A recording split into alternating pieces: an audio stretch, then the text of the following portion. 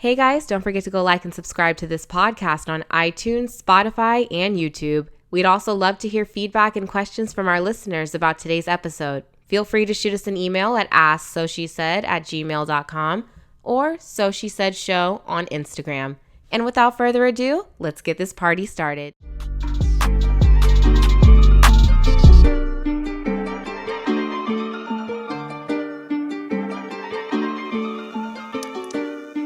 Everyone, welcome back to another episode of So She Said. I'm Ulsha. I'm Tam. And last week, I guess I'll kill the accent at some point. I tried to switch it up just because. I thought you were going to say Maybach music. Maybach music. She doesn't have a British accent, though. It's fake. But I work for a British company, so I don't know. Yeah, you have a lot of interaction. Yeah, I like to do accents. It's fun. But no, last week we talked about summertime. And I didn't get too much feedback, but a friend of mine did reach out, and she said that on this week's episode of So She Said, it brought back a very awesome beach memory. I don't know if you remember, but we took the 333 bus to Venice Beach, and we played football with some random dudes we met, and it was so much fun. I was super shy back then, and it really helped me branch out of my comfort zone. Fit of memories, and that came from my girl Shanika. So shout outs to you. Hi, I do remember that day. But I guess like moving along for the playlist of the week. Take it away, Cam. Well, this week I've been kind of sick, so if you can hear in my voice, I'm very annoyed because the sun finally came out. We're finally getting some summer, and it's fucking with my sinus system. So I've been sad. So I've been listening to the slow jam summer music. Okay. So Roll Some Mo by Lucky Daye. He's pretty cool. He's like a newer person. I heard this song maybe 3-4 months ago, and it's really good. We got Paris of the West by The Dream. The Dream is one of my favorite R&B voices. I love The Dream. And the song is all about, like, the West Side is the best side. We all know that. Body Ain't Me by Pink Sweats. This is a new song, and I feel like we need to put this all the way at the end of the playlist for when you find your summer love, and then it doesn't work out at the end of the summer like it usually doesn't. Story of my life. And then you can just listen to this song in your car on your way to work now and just reminisce on the good times. Oh, gosh. We got Showin Out by Dreezy, and it's a very cute song. It's a vibe. You can listen to it driving to the beach, when you're getting ready to go out. Whatever. And then lastly, we got Shotgun by Future. Future released a new project. I don't want to call it an album because it has like 4 or 5 songs. Can you actually understand him on this one? Yes, a little bit, but still some of his words just blend together. And then I feel like Future is in that space now where all his songs are the same. So subject just matter like is the same. The Weeknd, but that's my personal opinion. Yes, like I loved Mixtape Weekend, and then he came out album after album, and they were all the same. Like all you talk about is coke and fucking white girls. I get it, The Weeknd, but what else do you like to do? We've been knowing you this whole time. Let's mix it up. What about your childhood? I personally feel like he sounds like a werewolf and he's howling at the moon, but that's an unpopular opinion. Everyone else loves The Weeknd, but I'm like a non-Weeknd fan. I don't like him. My opinion of The Weeknd is that he's coked out Michael Jackson. Like he tries to do the Michael Jackson like voice inflections and the high voice thing and the, weird thing, but it just doesn't work out. I can understand how he could sound similar. But until you're dancing and putting on a show, if there's no show, there's no comparison. Yeah, in my mind, Chris Brown is the closest comparison to me to Michael Jackson. Yes, of course. But The Weeknd, his voice is so similar, and I think that's why he got popular so easily without having to put out a good performance or anything other than just, I take pictures in an all black room and you could kind of see my shadow. Mm-hmm. Yeah, makes sense. It gets boring, but who am I? So on to more important things. Oh, wait. Sorry. I wanted to shout out Miley Cyrus. Okay. For Party in the USA, because I was just, my inner white girl. I was just on the way here banging Miley. And 7 Things I Hate About You. Okay, 7 Things I Hate About You. I miss that Miley Cyrus. Huh? I miss that Miley Cyrus. Yes. I feel like this Miley Cyrus now just jumps on any trend. But because she's trying to get the bag. I'm not a Miley hater. I feel like she has a really nice voice. She does. I think she can really sing, and I don't think I've ever heard a soul country track from her before. But I'm very musically fluid? Okay, yes. I like listening to everything. If you look at my playlist, it's very strange. If you ever rode in my Uber, you'd be like, oh, okay, she likes Frank Sinatra. That's cool. Oh, she likes reggaeton too. That's interesting. How do you go from Frank to reggaeton to Miley Cyrus to R&B? Like, but I like it all. So I'm not like just stuck in one particular genre. Also, I'm going to give you guys another one. If you feel like you want some culture in your life and you want some classical music, check out Sleepers Awake or Cantata by Yo-Yo Ma. He's a famous cellist. Okay. Yeah. That's cute. So for the music, I don't think it's bad for you to have like fluid musical taste. I kind of get annoyed when people just listen to the same thing because I feel like your mind is on the same page all the time. Yeah, I don't want to hear trap all the time. I don't want to hear rap all the time or R&B. And I feel like being Black, I've always had to be a closet country fan or a closet like pop fan of sorts, like, because I like Britney Spears and I'm proud to admit I'm a TRL child. Like, I love all pop music. If some new pop shit comes on today, I'm fucking with it. I always got shit liking NSYNC, the Backstreet Boys. Oh, you're whitewashed. No, how about I just like everything, okay? I'm not just like stuck in a little box like you. I had a very weird punk rock phase in middle school where I wore a lot of bracelets and I was kind of emo. I had a lot of feelings. I had a lot of emo friends in middle school as well. Okay. Like, and I don't know. I feel like they were posers, like, but they were doing it for the trend. Yeah, like they're like, oh yeah, I listen to Sid Vicious and AC/DC and blah blah blah blah blah, and I cut myself and like all this other shit. It was for the trend. They like carved shit into their arm, and like my mom was very concerned about my choices and friends, and she would never let me go to their houses. But I went to school over in Brentwood, like, so I was in school with a bunch of rich kids that were like sad and depressed with their terrible lives, like but sad to be in the mansion all alone and mommy and daddy don't care. They brought syringes to school, bro. Yeah. It wasn't until I was in private school that I saw like drugs, so cocaine, or like you could go to your parents' house in this open bar and we're all just kids. And I'm like, nobody's going to come out. And they always called Avril Lavigne a poser. And I'm just like, well, you guys are in middle school, so technically you're posers too, because I doubt you're really punk, per se. And I love Avril Lavigne, so don't diss her ever. Ever. Oh my gosh. The Canadian queen. She has my soul. Speaking of Canada, they won the NBA Finals. I don't really like sports, but I root for the underdog, so I'm happy that they won. Me too. I was so sick of the Golden State dick riders. Let me just say that. Person, I feel like Golden State is fake. Like, that's not our team, and all of you California niggas just jump shit. Oh, that's our team. No, when has the Golden State ever been LA's team? What? Please. Bay people don't even like LA people like that. They shit on everything we do, our music. They shit on our language. So all of a sudden, y'all are ghost riding the whip up there at Oil Co Arena because the Lakers is losing. As a Laker fan, I always thought that Golden State was like, an enemy. Okay. But, kudos to all you dick riders out there that switched up on the team, on the purple and gold. They lost because all they have, and both my parents play basketball, so I understand a little bit about it. And I have to say, even though you might say this is a girl opinion, whatever, Steph Curry, Klay Thompson, all these people, they're good, but they got one-dimensional game. It's no defense. They're offense superstar. They can shoot all night. But if you press the issue at all, these light-skinned niggas get real light-skinned, okay? Oh my God. No. And you don't see it. But that last game, Van Fleet, he was light-skinned as fuck, and he was hitting all the threes. He's from Canada. I know. He saved the game, though. But honestly, Klay, if Klay would have been in it, he would have murdered it. Yeah, I don't know if it would have been the same result. We would have had another game to go and see. So the Toronto, y'all won, but it was a fluke, but it's okay. Oh my God, I'm so excited we talked about sports on here. Yeah. Drake was being real petty, real girly. Have you heard the song? Did he drop it yet? He dropped it, but I haven't rushed to listen to it. I know he's just gloating and talking shit about Klay Thompson because he called him weak. He's so annoying. He's like, Klay, when you're on your summer vacation and you're wakeboarding and your Quicksilver shorts. Like, okay, Drake. I saw you with a beard and some dad sandals on before. Like, what the fuck? Like, who are you to judge? He has some nerve because Drake just got hot. He was never that fine. No. He was never on my, potential celebrities that I might screw list. You know what I mean? Drake is the nigga that you bring home that your grandma knows from church. And she's like, he's such a nice boy. How come you don't like him? How come you don't want... And you're like, ugh, he's annoying. Oh, my God. He was just...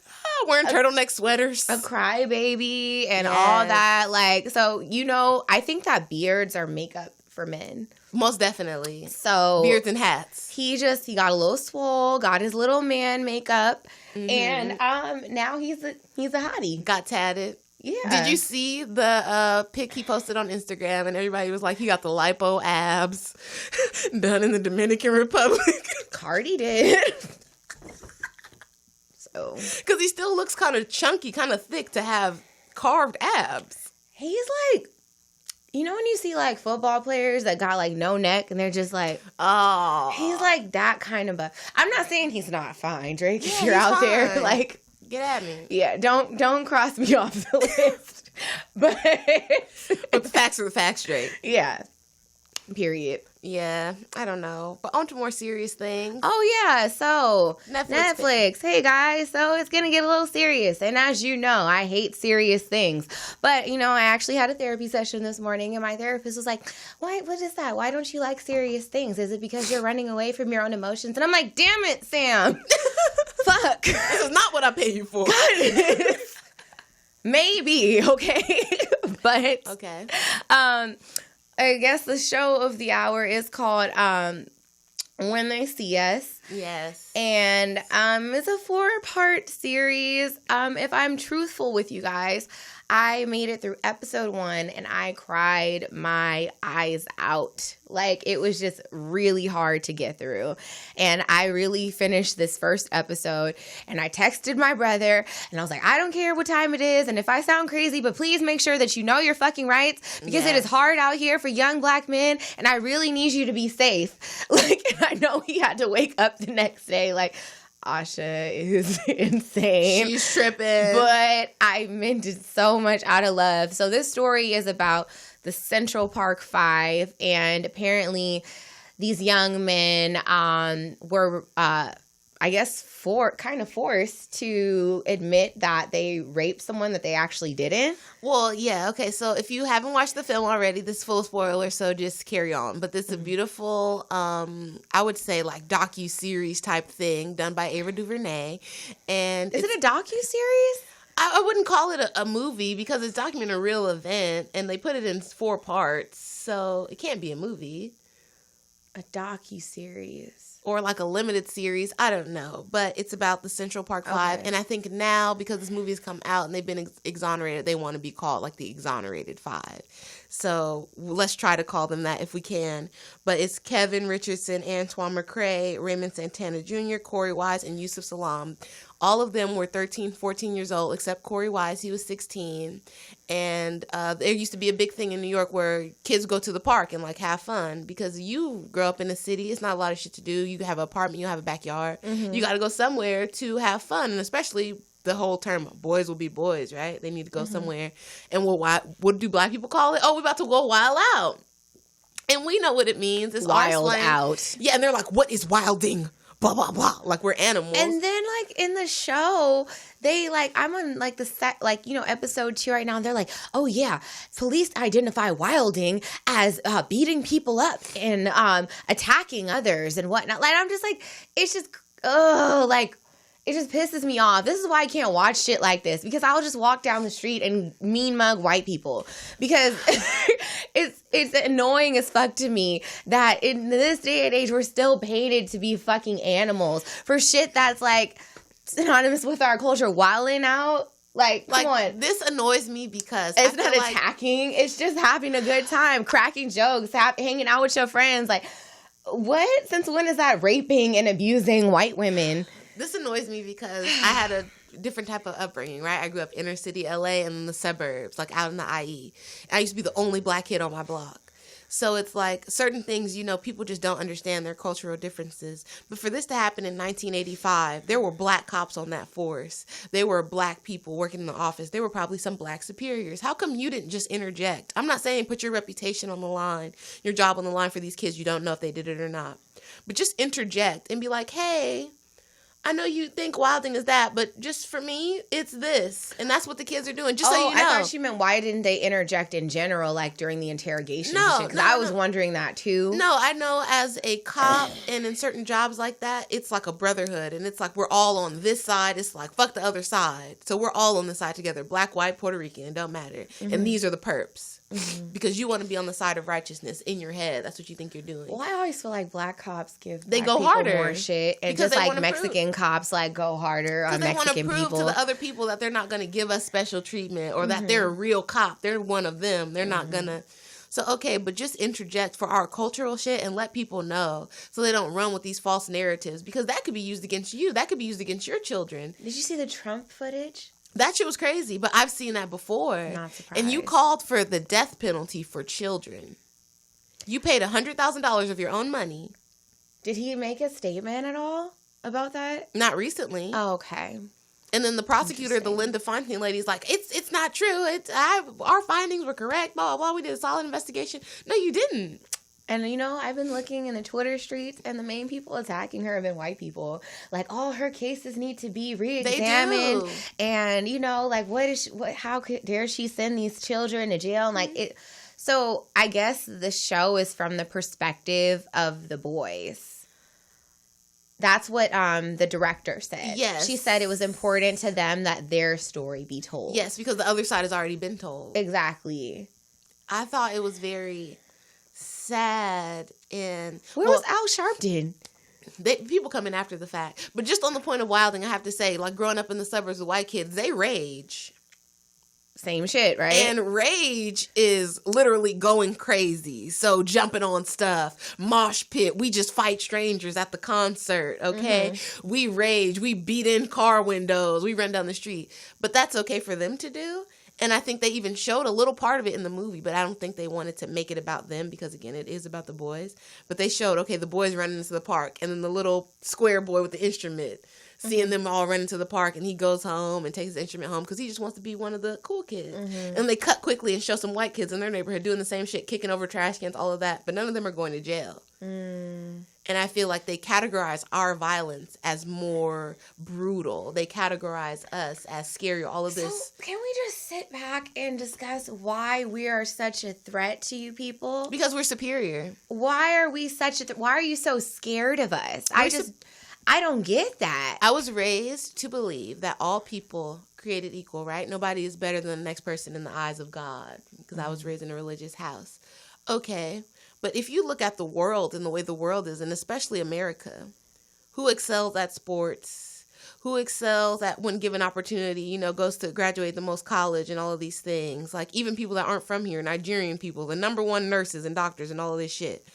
We are superior people because maybe we've had more struggle, maybe we've gone through more things, our physicality, because we were bred for the strongest, like they in slavery, they put the two biggest slaves together. So you created this group of people. The American Negro, the youngest race on the planet, the youngest culture on the planet. You created these people and we're better just at things. And it's not about you personally. I'm not a better person than you. But put a little black boy up against a little white boy, average, I'm not saying all, in track, field, basketball, football. Well, it's been scientifically proven that we have more muscle mass, I believe, which is why our bodies we are excel bigger in sports. Yeah. But so you see that, and as a white person, because you spent years, millions of dollars, but that doesn't mean we're fucking savages. But when to the victor goes the spoil. So if I'm a white person and I had to do all of this shit just to subjugate your people, I know the whole history. You don't, because we've been killing your people off and mentally fucking with you. I know where you come from. I know who you are more than you know who you are. So I view you as a threat, because also in the subconscious mind, I can't speak for white people. This is just what I think because of psychology. You think, oh, we've done all this shit to these people for generations and generations. They're going to do some shit to us. There has to be some get back, because they think in their position, oh, that's what they would do. Because white people, if you go to Italy, Europe, they're warring people, Vikings, all this shit. They go for the blood. So they're like, ooh, we would never take this. And I think that's why they're always on guard, always on go for black people. If we're getting together, Black Panther, oh no, squash that. If we're getting together, Nation of Islam, squash that. We can't let the niggas get together and build anything, because they'll take all of this, because it was all theirs before.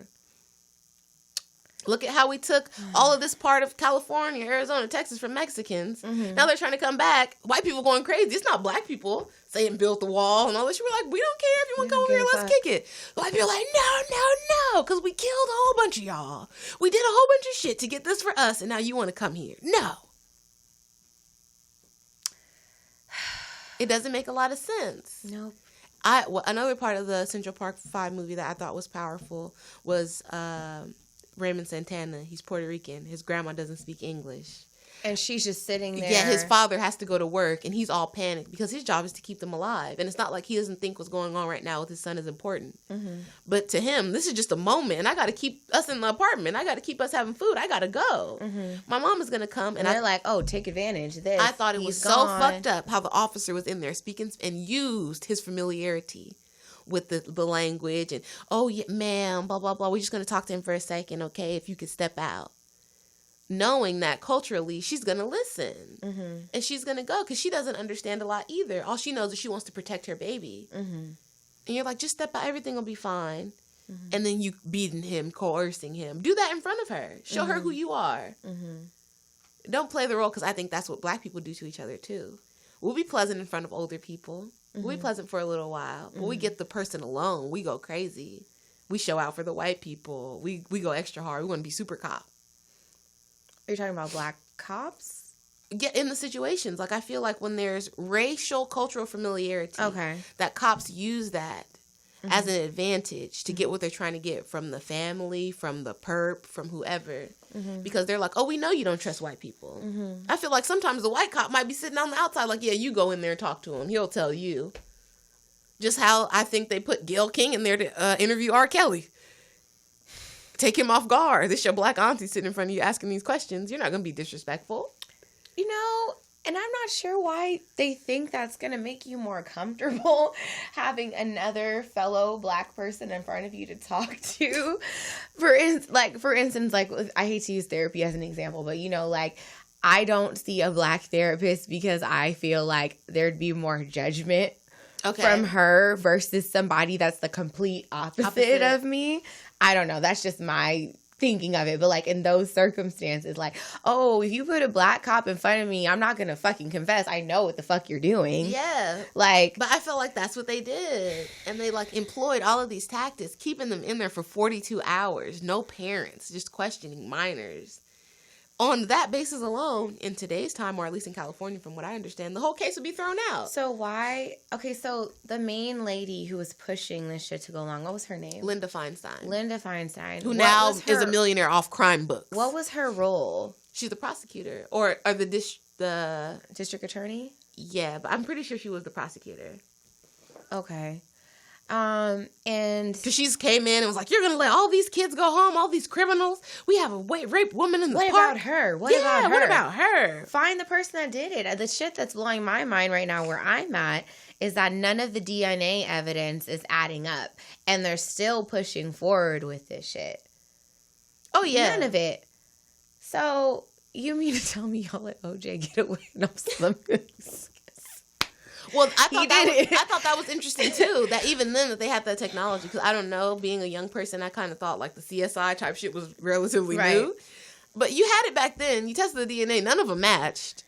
I don't know if there's a way to check if a boy is a virgin, like you can for a girl. No, but there's no hymen that's broken. Yeah, but I felt like most of them, even in how they were acting, they were virgins. They didn't know how sex worked to rape somebody. To even have the idea that I need to forcefully take this from a person. And then I don't know how, if the boys that are playing the roles in the film were built the same as the boys when they were, kids. Okay. But I'm like, when I'm watching this, I'm just like, they don't even look like they could really rape somebody. I don't even know if they really fully know how to use their penis.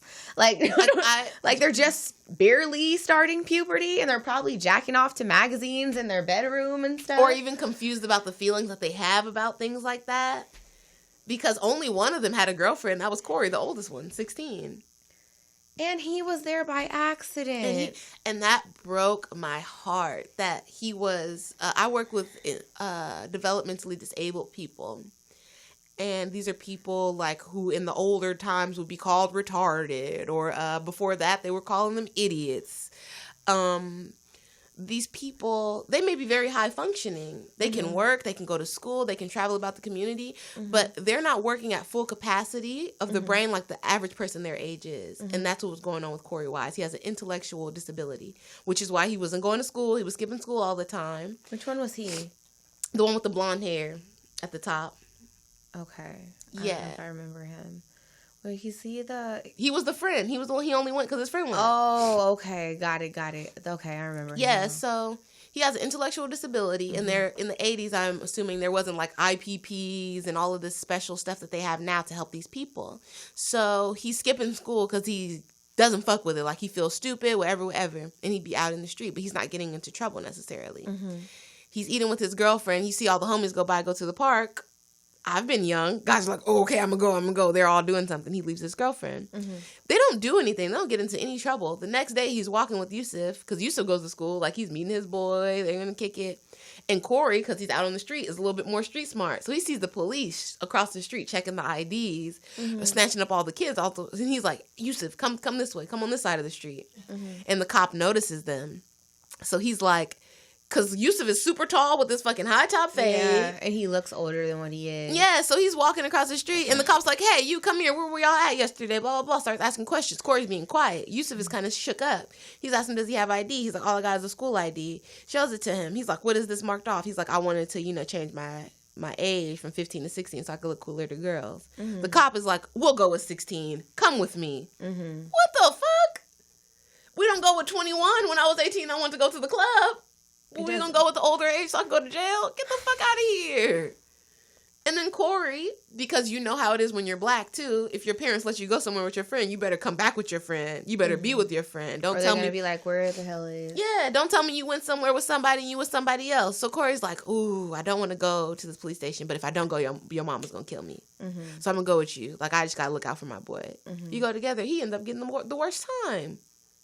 He wasn't even there. His name is not even on the list of kids that y'all got that are supposedly in the park. They're just sitting there coaching them, like, and then you raped her.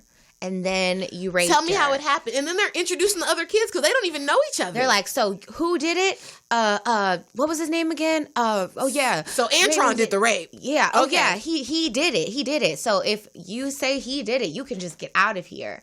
And then all five of... Okay, so all five of them raped this one lady. All five of these young, barely like hitting puberty young men all rammed their dicks inside of this white woman who was bloody, laying in some brush in the park. Like, that's not even how you want. And the map did not line up. No. Central Park, if you've ever been there, Central Park is fucking huge. Seriously, this shit happened on one end of the park and they were here. It didn't add up. The facts didn't add up. This racist bitch just wanted a story to give the news. And it was sad because she walked into, like, I guess they wouldn't necessarily have a holding cell for a bunch of kids, so it kind of looked like a detention room. And they were all sitting in these desks, and she walks in there, and she's like, what are they all in here for? And he tells her, oh, they were wild in the park. And she's like, you were all going to let them go on family court tickets? Because even that kind of bothers me as a black person. I grew up in the suburbs. I see white kids doing fucked up stuff all the time. Nobody's going to juvenile hall unless somebody's hurt or some property is damaged. And even then, the parents might come out, oh, it was an accident. She didn't mean it. Oh, we'll pay to have this fixed, blah, blah, blah. All these kids were in the park last night, and we getting family court tickets. We already poor. So if my mom is at work and she can't show up, oh, then I'm going to go to juvie. This is not fucked up, even in your process of how you're doing this. Because I feel like that's not being focused on. Sure, the boys were wrongfully accused, and that's fucked up. And they did this time, and that's wrong. But the system of how they even got into that situation is fucked up. Because in other cases, they wouldn't have been there. They would have just been let go. They would have just been let go. Like, call your parents. What the fuck are you doing in the park after curfew? Like, go home. Like, because that's really all it was. All it was. I just was really thinking, I'm like, it's just so sad because, like, how is their entire lives were ruined. Your whole life was taken away from you. You're put behind bars. There's not a single amount of money that could really make me feel better about doing that much time and missing out on life. And then they gave them $41 million to split between the five of them. I was like, you mean each, right? No, to split. Plus the lawyer fees. Plus they take taxes out the money. So all said and done, I think the four maybe got $2.5 million each. And Corey Wise got a little bit more because he did the more time. But still, nobody's walking away like they never got to work again. Okay, sorry. I keep fucking up these names. Corey was the one that only went because of his friend. 16-year-old. Yeah. Okay, Corey, 16. Got it. The rest of them are all like 13, 14, 15. And it's sad. And they were all in Rikers, right? No, the younger ones went to like the juvenile hall version, and then as they age up, that's where they start sending them. But Corey went straight there. So I need to brush up on the law, because if you get sent to juvenile detention, like a juvenile detention center, once you become 18, like your case doesn't get like re-examined, you just get transferred to the prison. Yeah, because they give you a certain amount of time. So that's why it was a big deal when we were younger. I think in California they stopped the whole, we're going to try this person as an adult. Because you killed your parents and you're 14. And they're like, oh, he could go to juvenile hall, but we want to try him as an adult. Because we read in his diary that he was planning on killing the parents for 6 months. If the person was to get sentenced to a juvenile detention center, their sentence is lessened? Or it's not necessarily lessened, but it's a different type. Because also when you do crimes under the age of 18, when you get a certain age, you're supposed to be able to go and get that stuff taken off. Because it's like you did it before you were expunged. Yeah, okay. But it won't be. I don't think it'll be fully gone, depending on what you did. But it can get reduced. It can get re-examined, like you're saying. But if you got sentenced to 20 years and you're 14, you're gonna if you get tried as adult, then you're just in there. You're gonna go straight to the adult jail. That's fucked up. And they must have been so scared. Corey was so tiny in fucking grown man jail. I hear hardened criminal type rappers like Mano and all these people say, oh, Rikers is a hellhole. A$AP Rocky was like the only person that kept him from getting fucked up in Rikers was Casanova ×2. Like, I mean, I think we all know, like, men of color or black men that have been, like... to jail. To jail and done some time. Like, my friend, he was telling me that, like, when he was in prison, like, they just referred to him as a number. Yeah. And I'm just like, what kind of slave shit is this, I just remember I grew up on the east side, 115th and Avalon, and like our elementary school, 116th, is around the corner. So even if you only went to that school for a year, kind of all of us in this neighborhood know each other. And it would be like every summer, the thing in Watts is, oh, people get out of jail. And we have a jail right over there. And then it's Men's Central downtown. So all of a sudden, these people that you haven't seen for who knows when, they start coming back home. And it would be like, oh, that boy, he left. We were in, 6th, 7th grade. Now he's high school age. This nigga's weird. Like, he looks different. He acts different. He has a different type of attitude. And it's always because of that experience been my belief that prison or criminal systems, period, just make people worse. It doesn't help them. It doesn't rehabilitate them. Because they come out and then they got these new problems. They can't acclimate socially.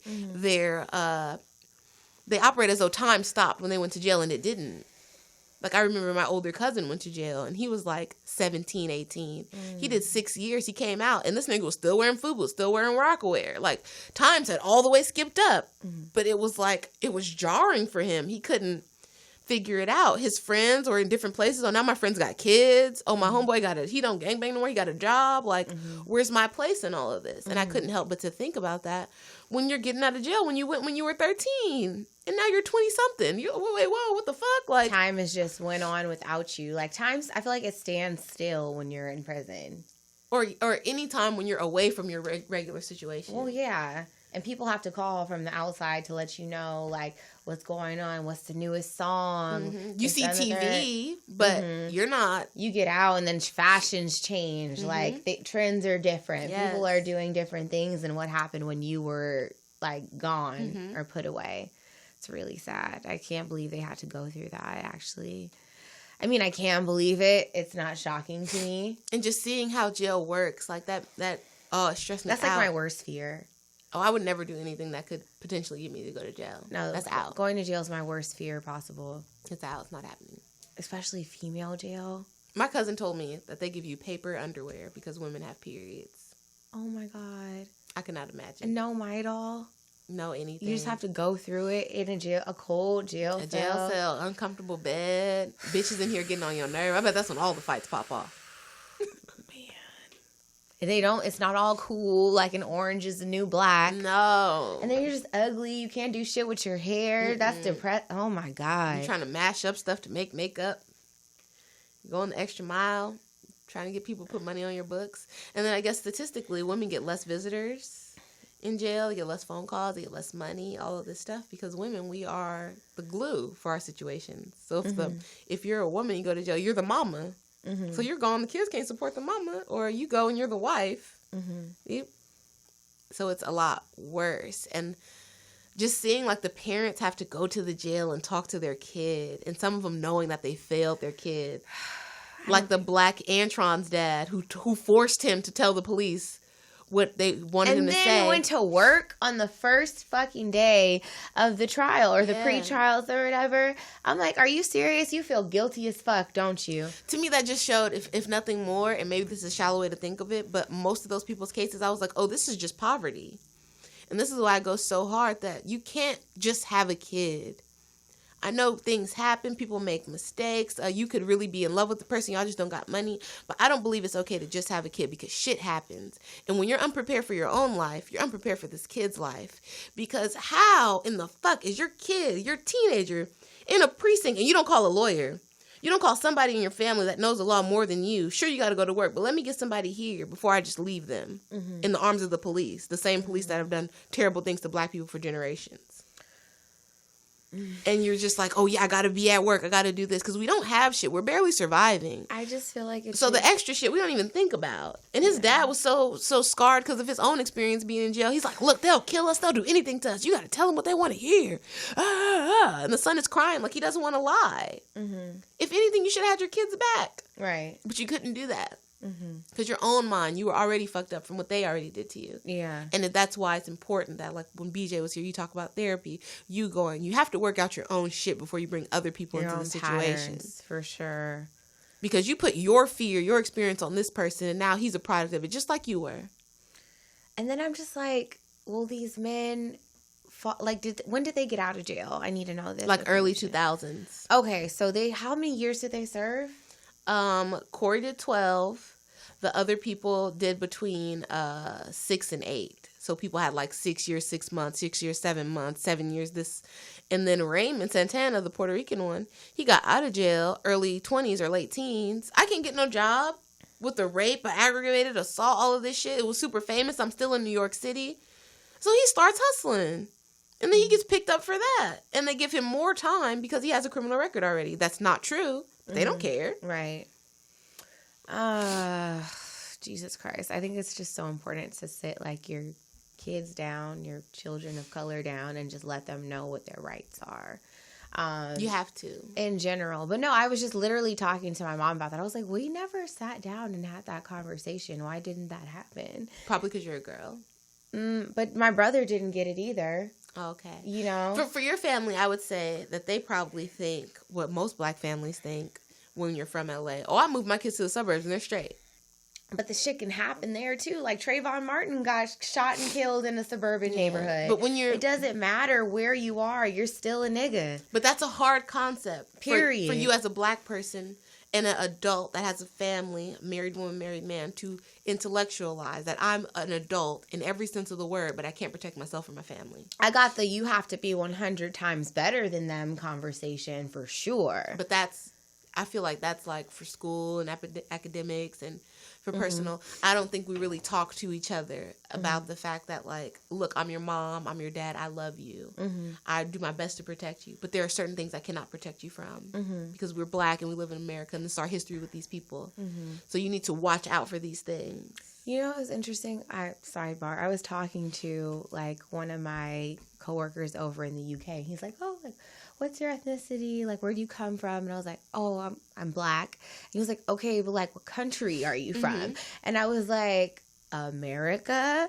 And then he's like, no, like, where's your parents from? And I'm just like, okay, you don't get it.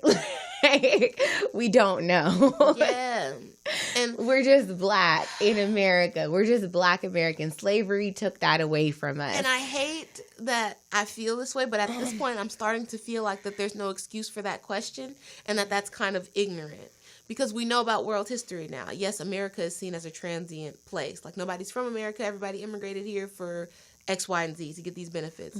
But we did not. And that history is publicized all over the fucking place. So for you to come to me in 2019, and I'm black, and I didn't introduce myself as African American, Nigerian American, Belizean American, whatever. And then you ask deeper question, oh no, but where's your family from? No, we're from America. That should be that. Because you should, in your mind, say, oh, she might be black American slave. Oh, okay, cool. Like, we don't count? We don't get represented? Because I get African people doing that shit to me. Oh, no, where's your family from? You don't know your history. Bitch, my family is from South Carolina. That's where the slave ships came in and dropped them off. Right. After that, they went to Georgia. After that, they went to Louisiana. That's where we're from. We're from here. We've been here for 500 years. We've been here longer than the president's family. Right. We're American. We're American as fuck. American as apple pie. Get out of my face. I know you're British Nigerian. I know your parents came from a place and went here for a better life. Mine been kicking it. We went from the South to Southern California. Us and the Native Americans. You know? Word. Gang, gang. Like, just... And then it's annoying because it's like all these other groups of people, even my husband's family, they're immigrants. They're from Central America. All of y'all came here to get something. Mm-hmm. And then you come here and you judge black people, Americans, descendants of slaves. Like, oh, they don't do this, they don't do that, they don't want anything. Bitch, we've been here getting fucked up the whole time. You ran over here happy with the whole plan. But the funny thing is we were here going through shit, paving a way to make it even for you to come. But then you sit here and you say, I'm not black, I'm this, but you get pulled the fuck over and you're still going to get treated the same way. Fuck getting pulled over. A nigga. Your kids go to college, affirmative action, and what do you check? African American, because you want that African American spot. But you in the club with me, you like, you niggas, y'all don't know nothing, y'all ignorant. Okay, well, give me my college degree. Give me my spot at UCLA, bitch. Go back to Nigeria and work it out over there. Our ancestors went through hell and back, and then you come here, and you know what I mean? Like there was no immigration. Take advantage of what we opened the doors for you to do. The immigration line before the Civil Rights Act in 1964 is like underneath the line. Like none of y'all were coming here. You came here after my family got fucked up in the streets and the dog sicked on them and all that. To get the rewards. Like, let's just keep it a buck. So don't disrespect me and my history saying I don't know it. I'm very aware of it. Mm-hmm. Come on, let's be real. Well, our American history, if you want to go back, that's more information than what I have. But to me, going back, that's not my family's history. So... That was before? There's like a gap? There's a gap. Mm. So before the time of us being in America... maybe I have one relative or something, and they came over here on the slave journey, and then they met so-and-so who was already here, and then they had a baby, and blah, blah, blah. And there's a lot of, I did the ancestry DNA, 25% white, European.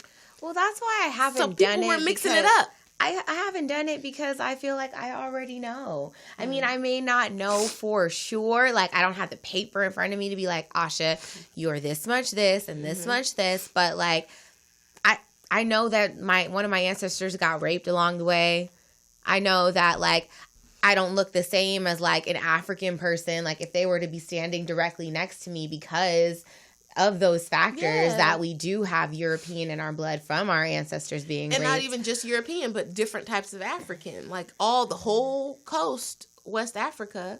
Mm-hmm. It can be all different types of people from there. They're not the same. They have the same phenotype. They don't have the same culture, none of that stuff. And we all got here and we all got mixed up with the white people that were here and the Indians that were here and whoever was on the scene. Mm-hmm. We're a new type of people. Mm-hmm. Give us respect for that. Mm-hmm. And just because of that, our history became the underclass here doesn't mean that we're not smart or that we don't try or that we're not deserving of having the full rights of American citizenship. Well, I mean, not to get off of black people, but just in general, if you look throughout all different types of cultures, the darker class people are always the lower class people.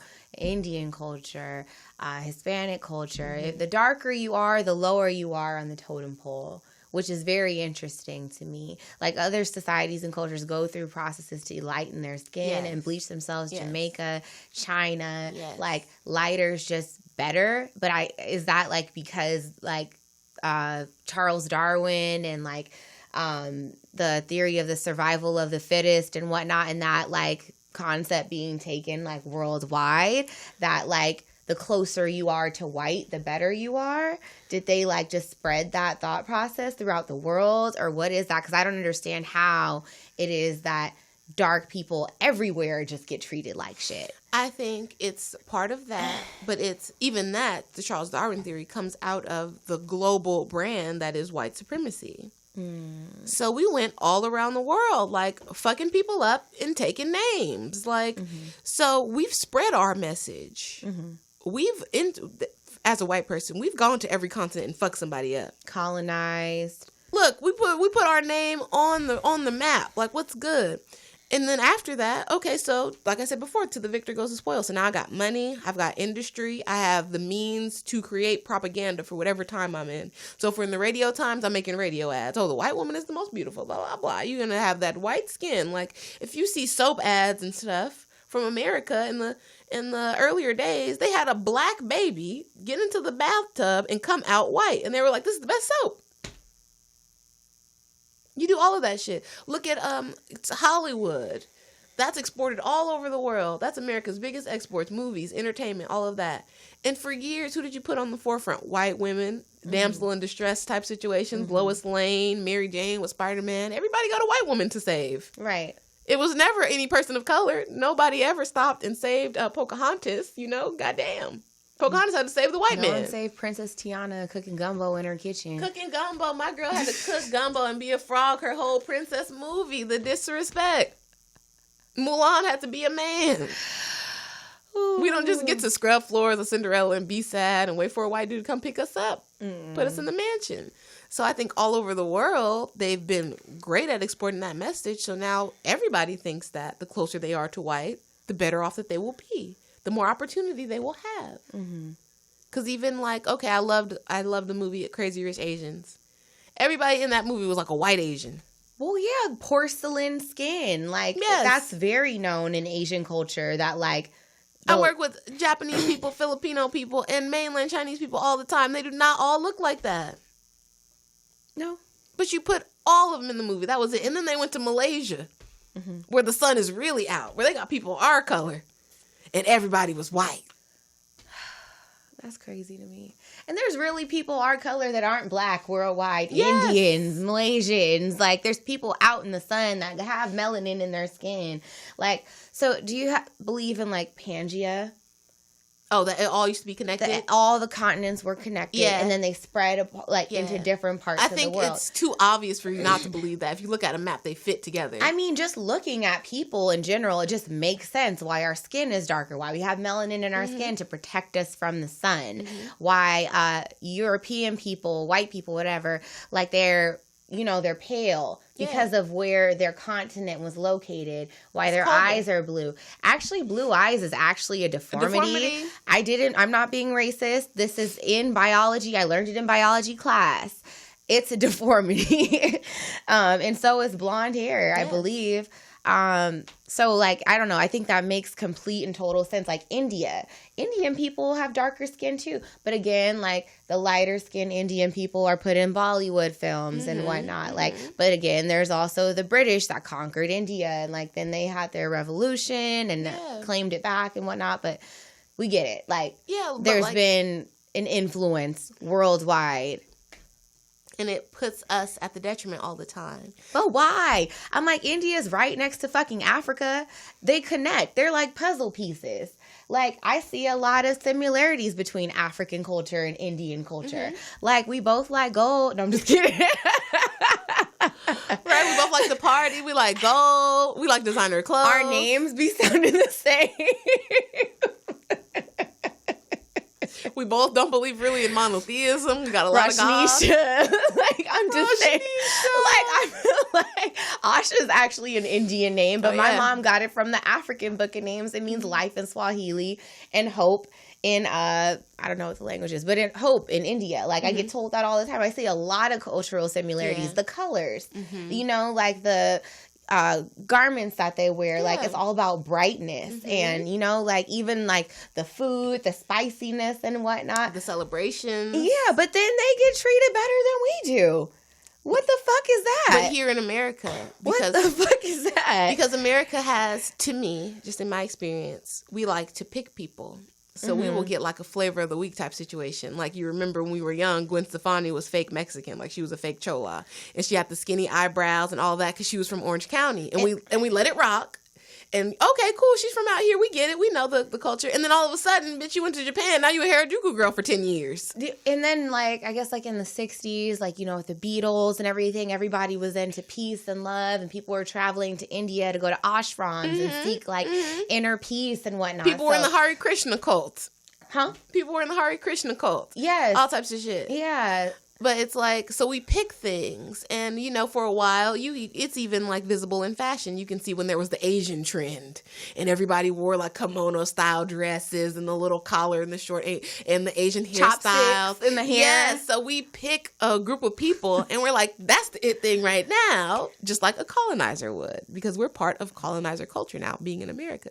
So just like us Black people. Hold on, colonizer culture. They always steal our culture. I have to say, we engage in it. So because that's a thing, right? We'll pick a group of people and make them a fetish. So, in LA, it's the king of trendy places. If India is the hot thing right now, it's going to be all these Indian restaurants and all this shit, right? Everybody's on the scene doing that. Black people, when Black Panther came out, all of us who could care less about Africa, Black people, you can hear them talking negative. I'm never going to go to Africa. For what? We all went out and got the dashiki from Leimert Park or from the Slauson. Everybody got together. We're going to be fake, coming to America. We're going to go to the movie theater and see this movie that's not about us. And African people were hot. They're like, oh, you called us African booty scratchers all in elementary school. You can't wear our clothes. Y'all made fun of us. I'm like, you're still holding on to shit from elementary school, bro. Obviously, African booty scratcher must have been like nigga in the 50s. Like, it was just harsh. They hated hearing that, because I hear grown adults still talking about it. Like, did you ever scratch your booty in front of someone? Is that what made them keep going with this? What's going on? Why do you feel this way? But yeah, so we engage in it too. Mm-hmm. We will wear weaves in other people's hair. We will hop on whatever trend, because we're American too. Mm-hmm. So I think that part of that, just like what happened with the Central Park 5 boys, they were probably is a prime example. Exactly. Go loco. We are around them too. We get the same news white people get. So when they say, "Oh, the Black guy, he was a murderer, he was crazy," they were acting up. I lived in the house with old Southern Black people. They were like, "He probably did something. What did he do? He must have did something. The police wouldn't do X, Y, and Z." Like. And that's how Black people are. We will go with the larger narrative until we find out some other information, or if it was like something fishy from the beginning. Mm-hmm. But the majority of us go with the majority of society. Mm. So they're like, ooh, that Black man is scary. Oh, he'll rob you, this and that. Black people are just as scared. And then we live around you. So we're probably even hypersensitive to it. Like, oh, how many times you heard your mom say, like, oh, don't be out there with them niggas, blah, blah, blah. Or what kind of people are you hanging around with? And being derogatory towards your own culture. But she's like, she don't want you to be with those type of Black people. We talked about this, actually. Yeah, with the guys going into the house. Yeah, okay. So for you guys that don't know, you should check out our episode from, like, 2018 called Black, Blackity Black. And anywho, like, I used to drive for Uber, and I picked this white lady up in the Pacific Palisades. And, we were driving to some place in Malibu. Anywho, like, these 3 random Black guys, came out of, like, this house, like, this mansion. And, like, I could see, like, her heart kind of jumped, but mine did too. And, like, I'm not very proud of it that that's what happened, but that's, like, years and years of conditioning. And programming. And it's called unconscious biases. Yeah, yeah, I guess there was another term for it. Subconscious. An implicit bias. There you go. Implicit biases, where we're, like, subconsciously programmed to prefer European people to our own. Mm-hmm. And it's crazy the way the society's set up. But if you actually go and take this test, I think is it on Harvard's website? You can take the implicit bias test and see where yours lie. And I was just so pissed off at myself when I took it, and it said I prefer European people to Black people. Mm-hmm. I prefer lighter skinned people to darker skinned people. And I was just like, wow, because I was really questioning why it was that I felt nervous about seeing people that look like me come out of this house. My first thought was that they robbed it. I was like, oh, shit, what are they doing over here? Mm-hmm. Like, they just robbed this place. And I knew that white lady had that exact same thought in her mind, too. But I don't think that's as bad as the reasons why we think that way, right? So even in that situation, for me, it's like, okay, that's a good conclusion to come from, be it fucked up or not, because the average Black person don't live over here in Palisades, and the average Black man, especially looking a certain way, would never even be over here unless you played a sport, you're on TV, we would know you. You would be popular because you're able to afford this. Mm-hmm. Like when you go down to the beach, all these people will be like, oh, that's Kevin Durant's house, blah, blah, blah, on a street full of unknown white people. Right. So we're aware of the situation in America, so much so that we know when people are out of place. What is he doing over here? You shouldn't be over here. Blah, Because blah, blah. if it was us, if it was like girls, like black women walking through that same neighborhood, I would have been like, oh, how cute. Are they on vacation? Do they, I might have thought did that they go on to a party over here? Do they have friends over here? Oh, someone famous must live over, like something like that. I wouldn't have thought they were up to some criminal activity. But I'm like, that is so fucked up. And then back to this show, like, it's just like the stereotypes in place about the black man in general. It's crazy, And we don't have enough. I don't know. Maybe now we're in modern times, so we do have a little bit more black people in positions of power. But up to this point, we haven't had enough money, enough access to systems, to media, to all of these things to create our own propaganda, to enforce our own narrative about ourselves. So like in China, they play American movies from time to time, but they have all these movies that are about them and their culture and how they want to be seen for people, right? Nigerians got Nollywood, all of these things. We don't have anything that shows us in our light. And I feel like, I hate to say it. Bad shit. Yeah, but sometimes even slavery or crime or like even black people that get in positions of power, like Tyler Perry, not to name names, like Lee Daniels, like Will Packard. They make fun or they like pounce on the stereotype and supersize it because they know that's what people want to see, the larger audience. So it's like, damn, you're not even helping. Blame it on Quay, like come on, and now you got white boys doing it. So I don't know that white boy's name. He goes viral all the time. He has a short haircut. I think his name. He's always twerking Or be out the car acting ghetto like, bitch, this ass, because this ass, blah, blah, blah. And you're getting paid off of all the things that are negative about a black woman. It's very sad. But I feel like we as a people, we should probably work on our unity, first and foremost, to come together to create more things like this when they see us. Step one. Because we have to get out who we are to other people. They have to see us in different lights. But how would one break their own implicit biases? Because this is something that we don't recognize that we have. I think it's just, first you have to do like you did, step outside of yourself, be willing to be introspective, take a test, do something, do some type of reading so you can understand why you feel the way you feel. And then you can start to work on it because 26 years, 27 years of programming is not going to go away overnight. And then the constant programming that's coming at you still. So it's got to be a conscious, ongoing thing for you to fix this problem. And I think if we did, it would make even us coming together a lot easier because we all have this scared thing. Well, that black person going to rip me off. This black person going to do X, Y, and Z. So I think we should try to work on that. And go watch it. Go watch When They See Us. It's been the number one watched Netflix episode or Netflix series in the U.S. every day since this came out. So a lot of people have seen it. Go do your part. Look on Twitter. Look up the guys. Corey Wise has an initiative that helps wrongfully incarcerated people like himself. Oh, wow. So check that out. Are they in relationships and do they have children? Some of them do, yeah. What are their lives like? Some of them have families. So I think about at least 3 of them from what I've seen on social media, they're married and they have children. So I hope that all of them are like living positive lives now. Hopefully they've all moved out of New York City. I know Corey hasn't. I would have been gone out of that shit. Yeah, but, I wish you all the best and for your futures and for your children as well. Yeah, that's really sad. Yeah. But great job, Ava. I'm so anxious to see what else she keeps doing. She hit us with the 13th. She hit us with this. Oh, this is the same one. Yeah. Oh, shit. Check her out. Great job. City of Compton. Compton represent. Ava DuVernay. Oh, yeah. And you can go to, if you're curious about your own implicit biases, go to harvarduniversity.com and type in implicit, and there should be like a test there. Like, I think it's a part of like a big study and whatnot. But yeah, it might like just, enlighten yourself about yourself. Yeah. That's the key.